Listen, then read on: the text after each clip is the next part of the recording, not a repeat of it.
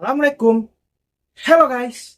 Berjumpa kembali di channel Presiden TV. Selamat pagi, siang, sore, atau malam, dimanapun dan kapanpun kalian nonton video ini. Bagaimana kabar kalian semua? Saya doakan semoga kalian semua baik-baik saja ya. Pada kesempatan hari ini saya kembali ingin memperlihatkan video menjadi terbaru lagi kepada kalian semua, yaitu memotong atau mendekin lengan pada baju kemeja balita cewek karena terlalu panjang, dan menjahitnya.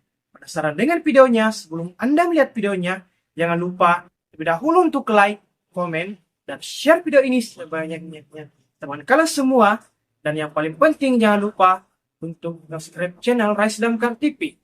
Dan jangan lupa juga untuk tekan dan nyalakan tombol loncengnya agar selalu mendapatkan notifikasi dan tidak ketinggalan video-video menjahit terbaru dari channel Presiden TV. Semoga dengan video menjahit terbaru kali ini dapat menambah pengetahuan dan wawasan Anda tentang bagaimana sih menjahit dengan benar. Selamat menonton, semoga video ini dapat Anda nikmati dan dapat Anda menyukainya. Enjoy the video teman-teman.